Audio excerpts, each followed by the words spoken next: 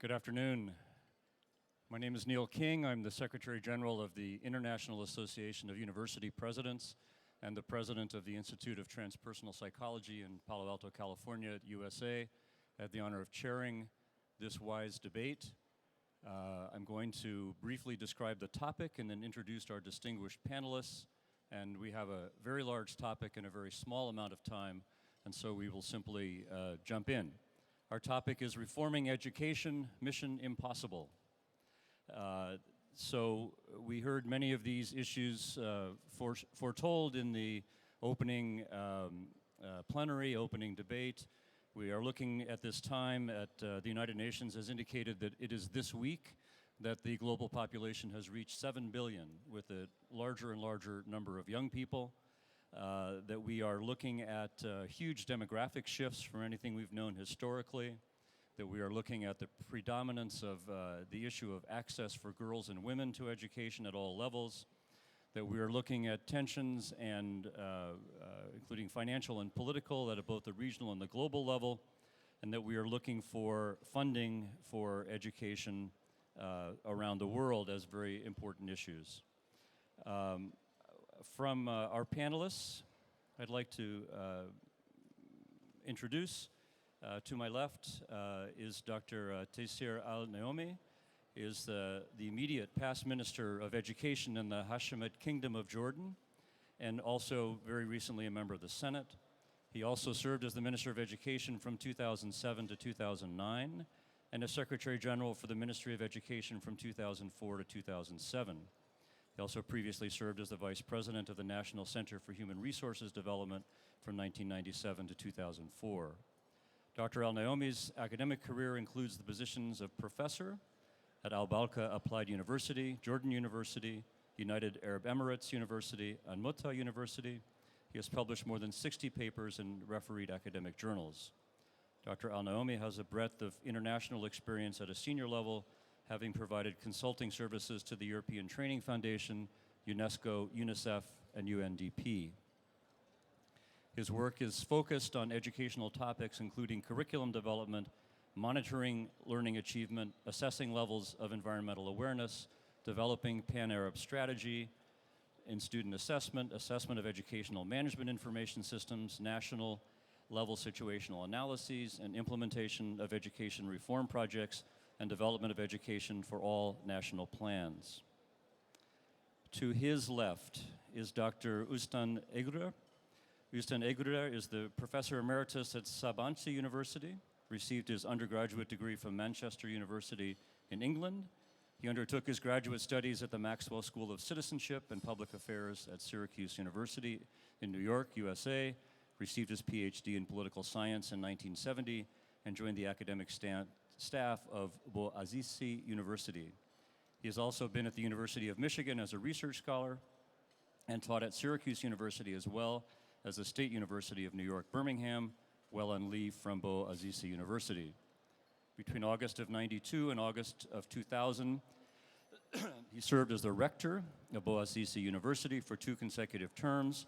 Prior to his appointment as rector, he chaired the Department of Political Science and International Relations. Between 2001 and 2010, Dr. Egurer served as the director of the Istanbul Policy Center at Sabancı University. He's the author of various articles and books published in Turkey and abroad. He's the president of the Council of Magna Charta Observatory of Academic Freedom and Institutional Autonomy, located in Bologna, Italy, and chairs the Executive Committee and the Board of Trustees of the Third Sector Foundation of Turkey. He sits on the governing board of the European Foundation Center and is a member of the Executive Board of Vehih Koç Foundation. To my right is Dr. Ishrat Hussain. He's currently the Dean and Director of the Institute of Business Administration in Karachi. Excuse me. Previously, he served as Chairman of the National Commission for Government Reforms and as Governor of Pakistan's Central Bank. In recognition of his services in implementing a major program for restructuring the central bank and steering reforms of the banking sector, he was conferred the prestigious award of Hilal-e-Mimtaz by the President of Pakistan. The Banker magazine of London declared him Central Bank Governor of the Year for Asia in 2005. He received the Asian Banker Lifetime Achievement Award in 2006. For 2 decades, he served the World Bank as resident representative in Nigeria, head of Debt and International Finance Division, chief economist for Africa, chief economist for East Asia and Pacific region, country director for Central Asian republics. Mr. Hussain has authored 12 books and monographs, contributed more than 24 articles in referee journals, and 15 chapters in books. He's regularly invited as a speaker to international conferences and seminars and has attended more than 100 such events all over the world. Okay? Ishrat Hussain received a master's degree in developmental economics from Williams College and a doctorate in economics from Boston University. He is a graduate of the Executive Development Program, jointly sponsored by Harvard, Stanford, and INSEAD. For the information of the audience, the session is divided into 2 parts. We will have a debate amongst the panelists. We will then have a question and answer session. We have a total of about 45 minutes, and I'll then make some concluding remarks. I will ask some initial questions to the panelists, followed by a second round, and they may also respond to each other's comments.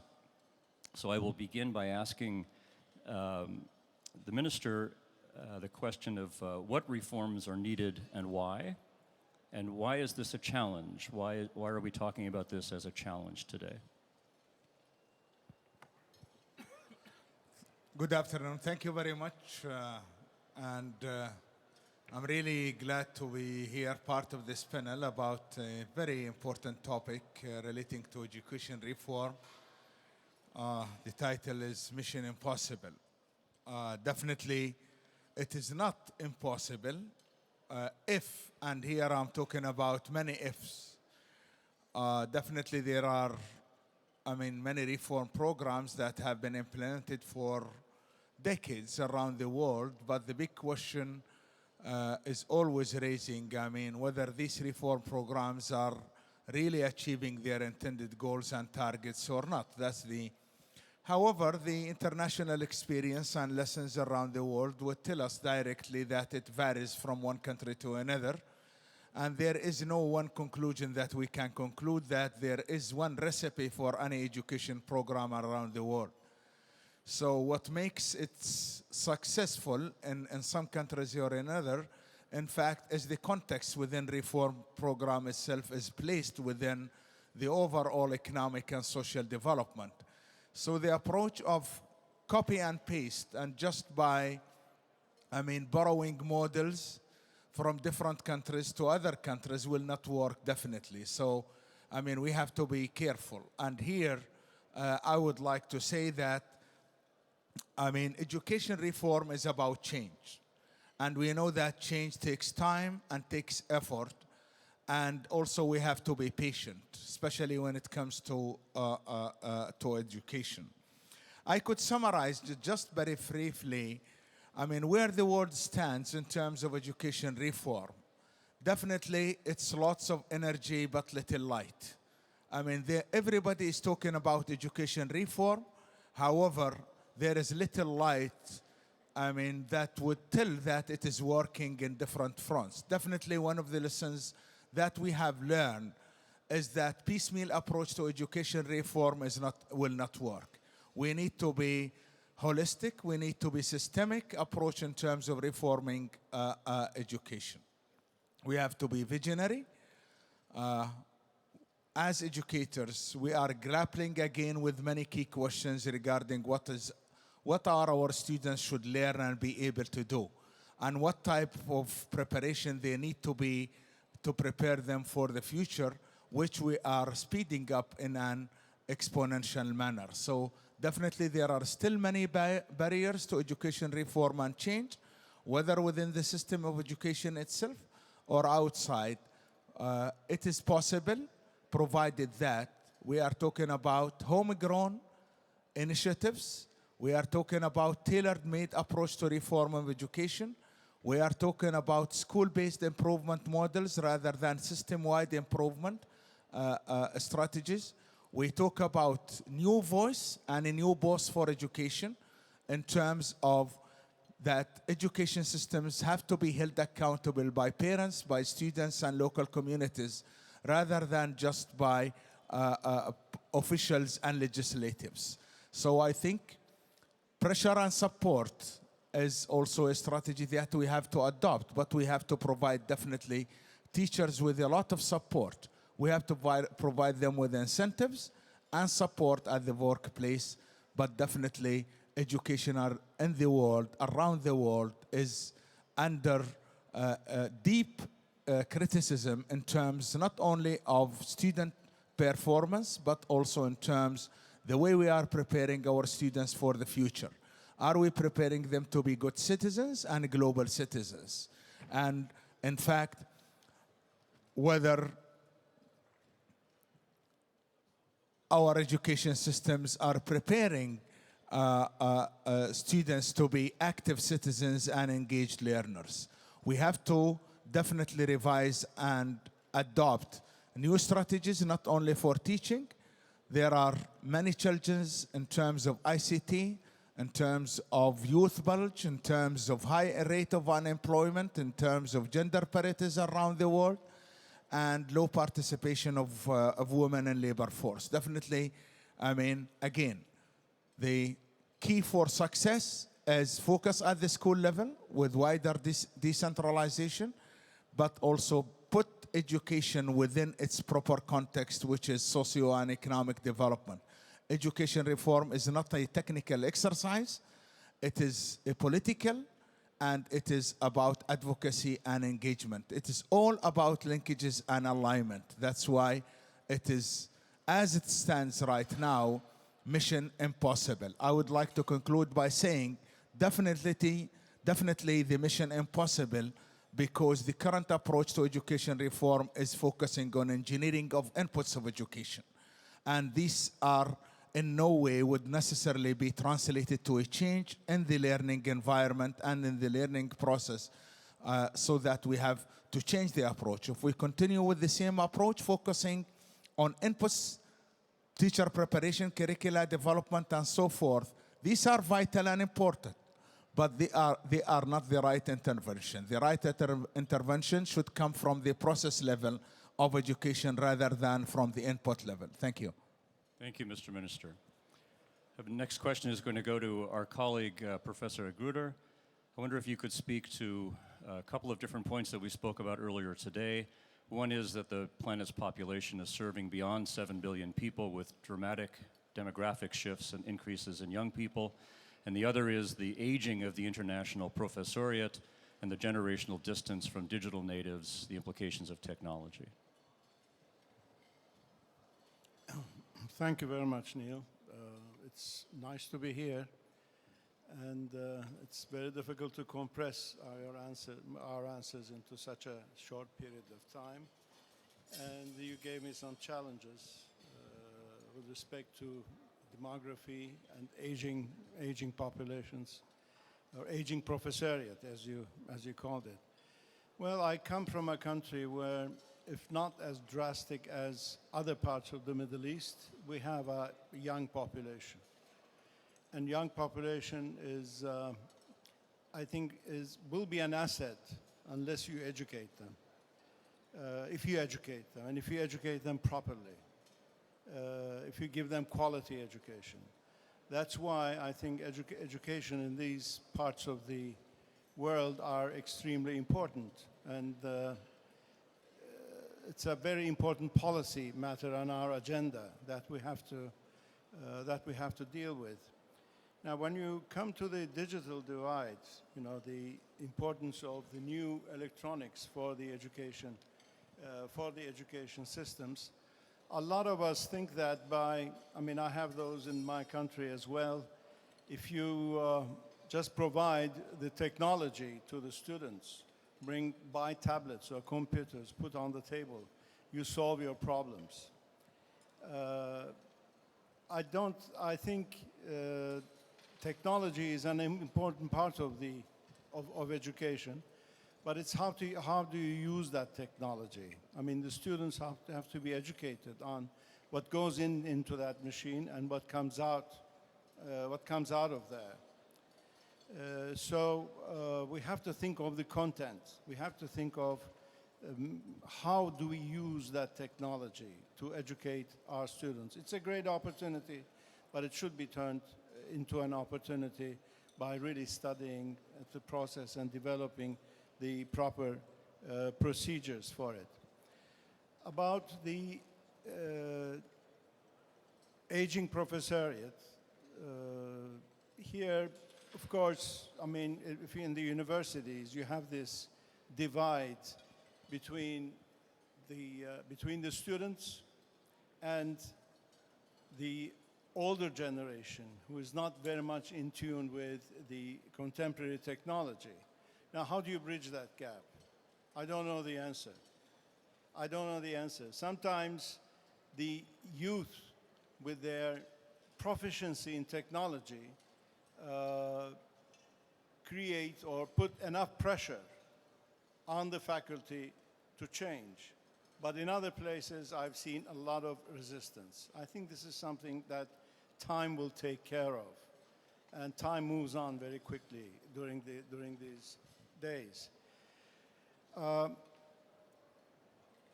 Maybe I should address some of the points you raised in your presentation, if I may, Neil. 2 minutes, okay. One of the things that I'd like to say is that I agree with a lot of the points you made, but we should really stress the uniqueness of education. I'm a political scientist.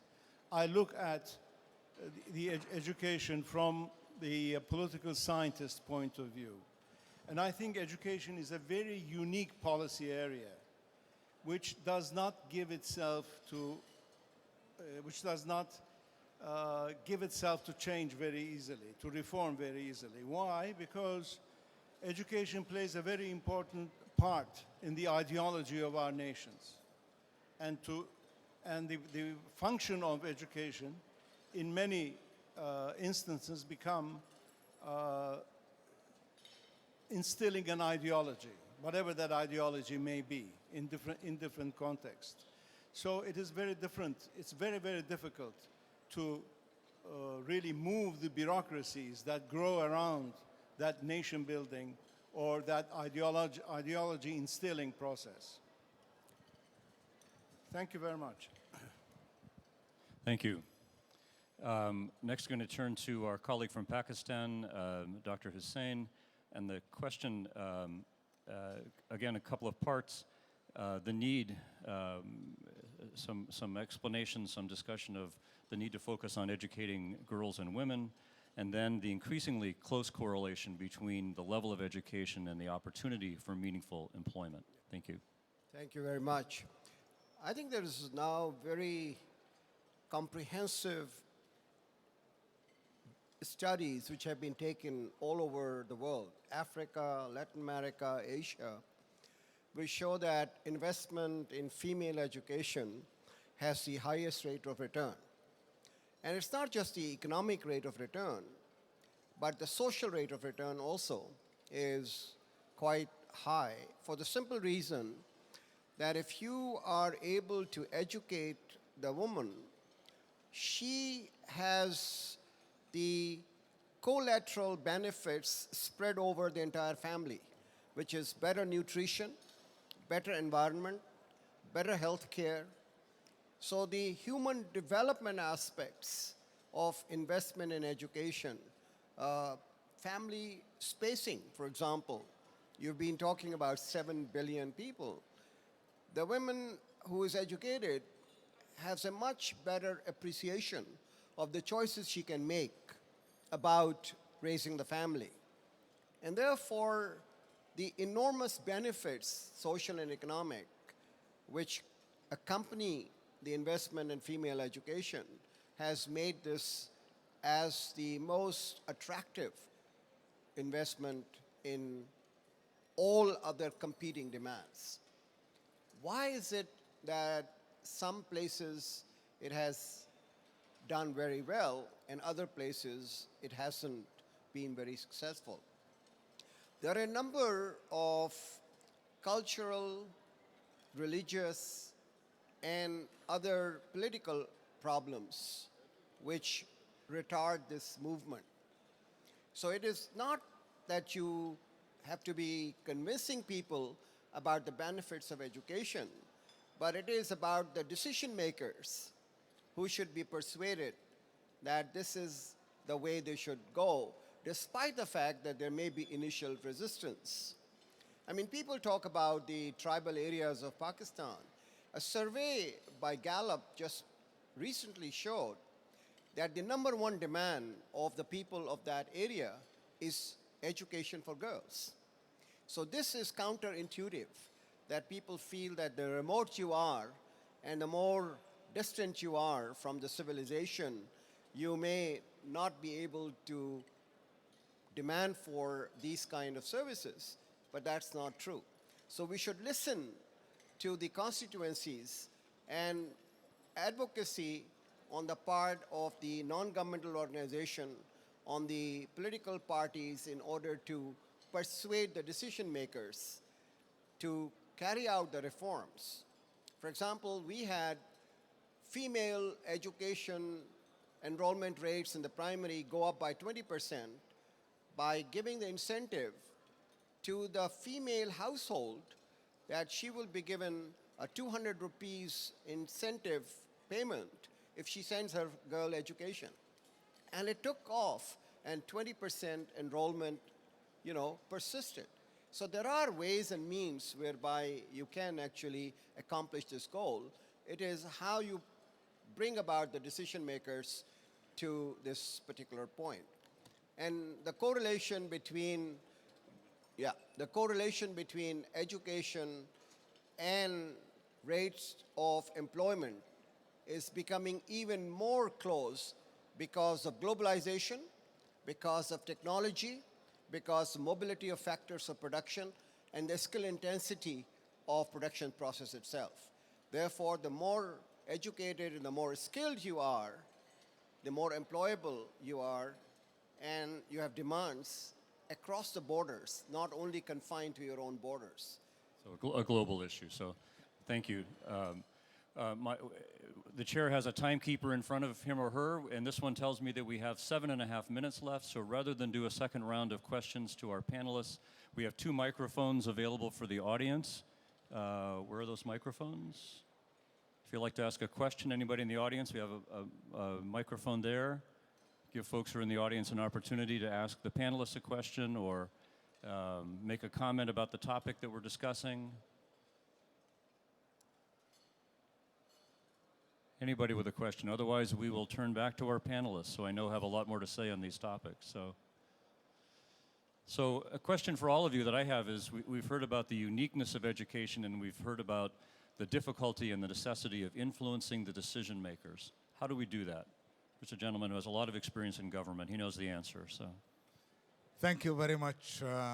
Definitely, some of the deep issues in education as it relates with the context as the political environment. And one of the big challenges that how could you, convince, politicians, legislators, and the public at large about, the money you need for investment in education, to scale up certain programs or so. So definitely, it is about, first of all, creating a culture of change, creating also a communication and adopting a communication strategy with advocacy. You need to bring about reform in education to have champions for reform, because champions for reform also would be a facilitating factor on this regard. People definitely has to see that it is working. It's not just a matter of requesting more funds. It's not a matter of just asking for money. People would like to hear, how the money is spent on and what are the returns, even the returns, immediate returns, not only in terms also of enrollment indicators and also performance indicators. It's a full cycle, policy cycle.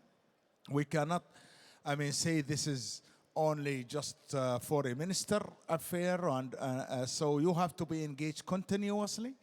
It's a continuous process. It's about sharing of information. It's about involvement from the very early stages of designing any reform program. One of the fatal mistakes in any reform program in education is that we do not care about sustainability of the gains and reform impacts, to the extent that we still perceive education reform as projects based, which is time bound. We have to stop this, because then we are talking about torture of piloting. We need a systematic reform, a holistic approach where education has to be perceived as a social process that would bring about better citizens, and involvement of many people, many stakeholders, sharing of them, involving them is critical aspects. Thank you. Thank you. Our other colleagues, comments about how we get the decision makers to move and make these things happen? Well, from our experience, of course, all I have is our experience, is that NGO activity is extremely important. And NGO activity based on evidence, presenting the policymakers evidence on education is extremely important.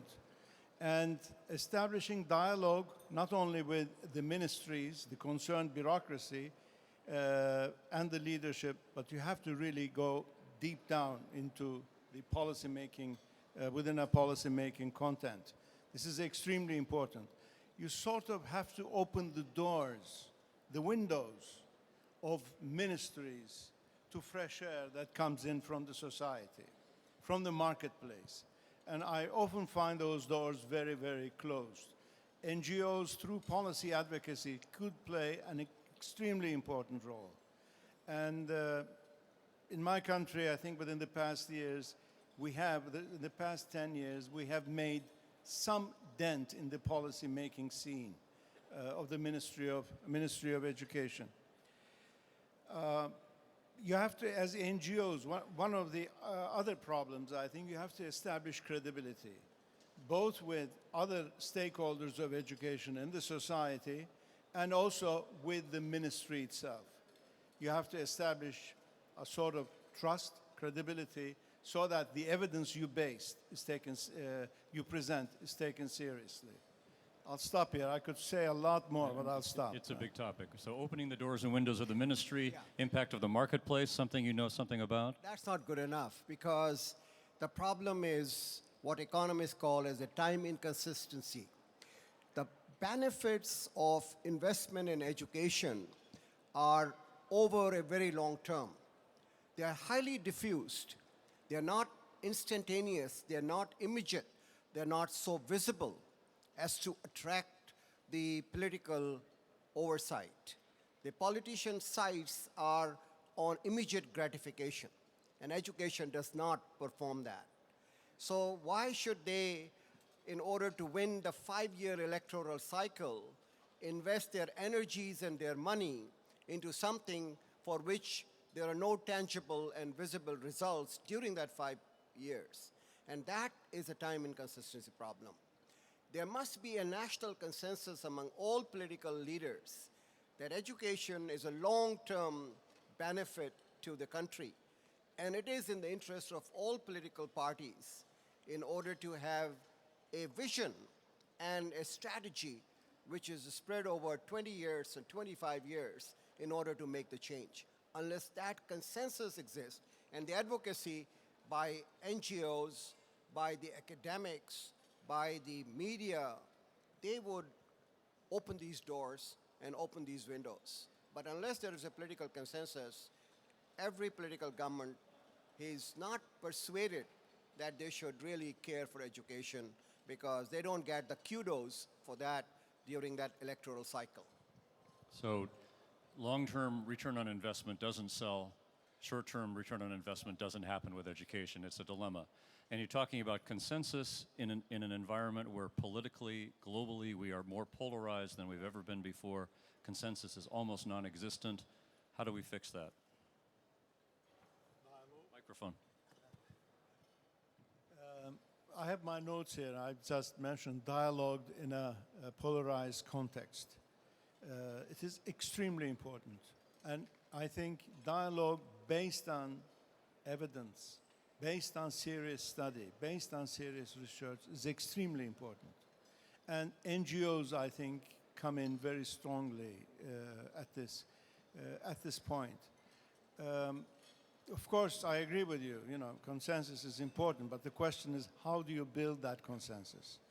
Of course, if you have electoral cycles and changing governments and coalition governments, you don't have political stability. If you don't have political stability, policy making becomes very, very difficult. You either have long-term one-party governments for education reform, or you have consensus. Here, I think, again, I would like to underline it.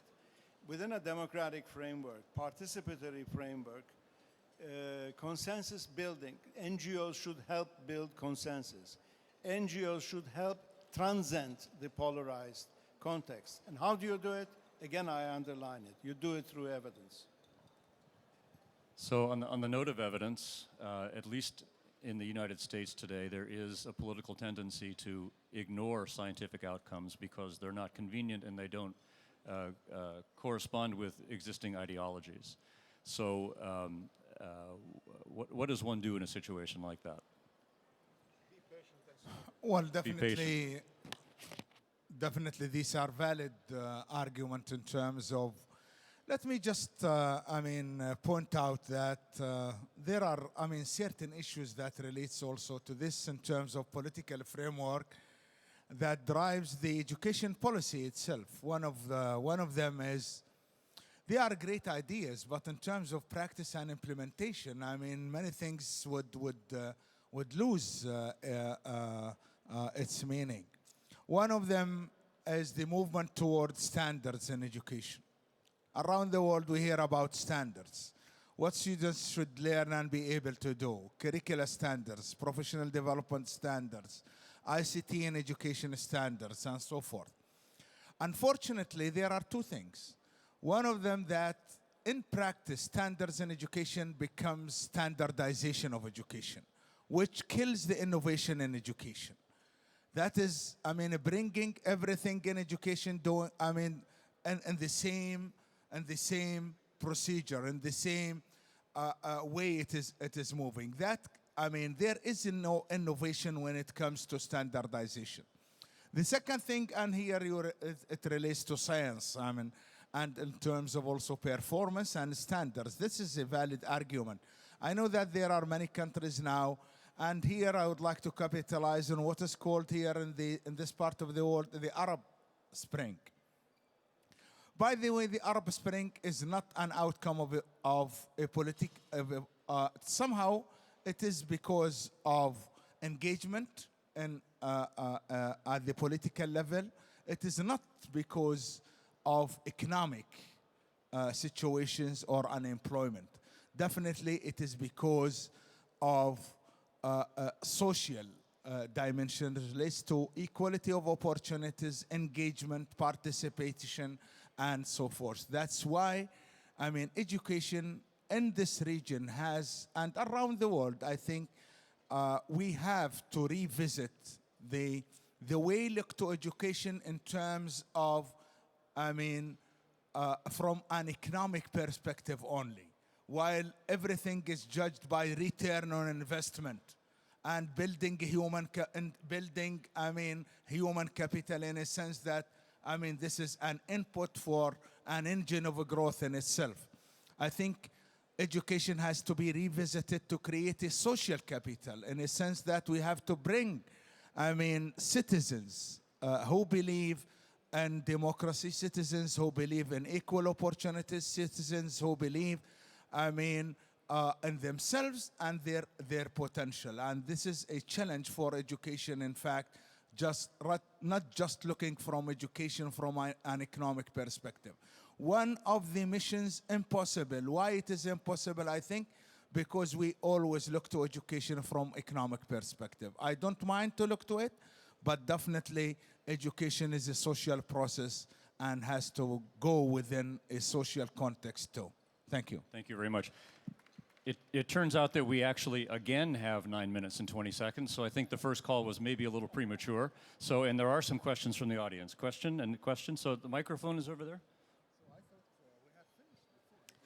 Yes, on the question that has been raised, my name is Rosa Maria Torres from Ecuador. On the question that was raised about how do we convince politicians to do this and that, wonderful ideas, how do we convince them? I am not sure the verb is convince. I have been a Minister of Education in my country, and I have struggled all my life to change education, not only to improve it. I do believe we need to change education, not only to improve the quality of education, which is the motto, has been the motto for 50 years so far, in my region at least, in Latin America. I don't think politicians don't do what they don't do because of lack of information and lack of evidence. We have enough evidence at this point to show anything that we want to show. The PISA tests have been showing for 9 years so far many things that are very clear, should be very clear at this point. Still, politicians don't pay any attention to the conclusions of those PISA tests. So why do we continue doing them? Why continue doing evaluation studies, etc.? Evidence is there, action is not there. Second, civil society is not only NGOs. I have been struggling with the World Bank, especially for many years, trying to make them understand our civil societies are very complex entities. It's not only NGOs. In Latin America, we have very strong social movements, indigenous movements, youth movements, women's movements, which are far, far bigger and more important than NGOs. I am a firm believer that if we don't change our political cultures, which in turn requires changing education, of course, and if we don't make sure we work towards an informed citizenship, not only NGOs fighting for a different kind of society and a different kind of education. It's the whole of society. It's an informed, aware citizenship that needs to push for strong, important education changes. And that means working with the whole society, not just NGOs. Thank you very much. That really broadens it. Another comment over here. Yeah.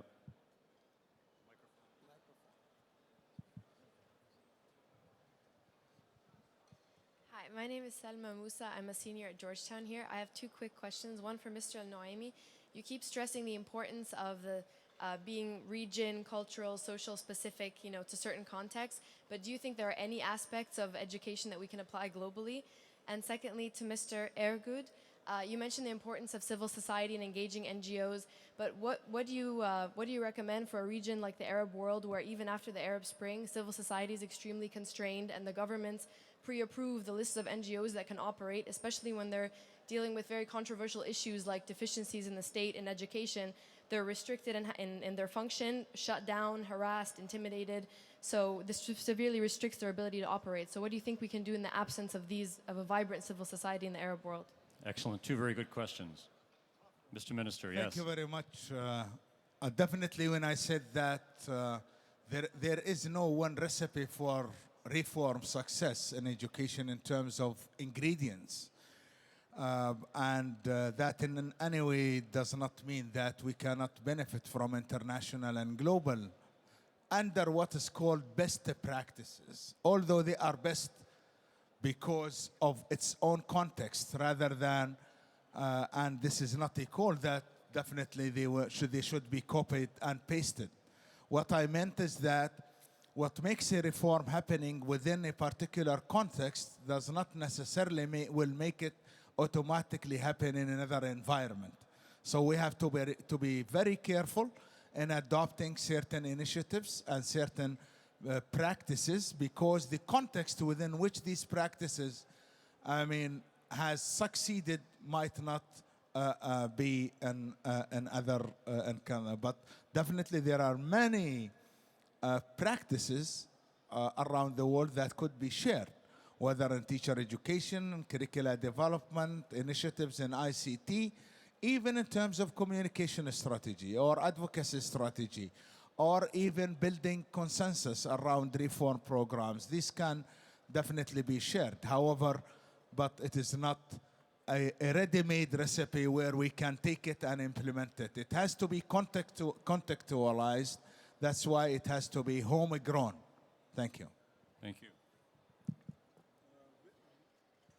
Very tough questions. First of all, I'd like to respond to our honorable minister from Ecuador. We have the same problem, PISA, right? In Turkey, the PISA results have been kept behind closed doors in the Ministry of Education for some time. And through civil society activity, NGO activity, now they are public. I mean, they are now publicizing it. All right? There are I can give you other examples, but I don't have time. It's very difficult to measure the impact of civil society action on policy-making process. If I had time, I could give you case studies. All right? It makes a difference. But patience and long-term vision is very, very important. You don't achieve miracles in a very short period of time. Patience and persistence. I'm coming back to your question, and I'll tie into your comments that I agree, models are not exportable, but lessons can be learned. Now, within that context, I can only talk about our lesson, all right? And then you can draw the conclusion and make the policy consequences, and you can look at other lessons throughout the world to devise a policy for the Arab situation. In the in the stage of political development, social and economic development that Turkey has reached, civil society activity, a more active effective civil society activity is possible. It may not be within the given stage of development of the Arab Spring. That I don't know. I'm not an expert. I don't want to generalize. All right? And these are, I think, I'd like to stress that lessons to be learned are extremely important. I think you had one other point. I missed it. Yeah. So I want to, we are out of time. As I said in the beginning, we have a huge topic and a very small amount of time. I'd like to thank the audience for your attention and your participation. Great thanks to our distinguished panelists, Dr. Al-Naomi, Dr. Egruda, and Dr. Hussein. I hear from the Minister from Ecuador the exhortation that the entire citizenry has to get involved in the solution of these problems up and down the food chain, and I relate to that exhortation. I think it's a valid one. And with all due credit to my mentor, Oprah Winfrey, we're going to call this session to a close. Thank you very much.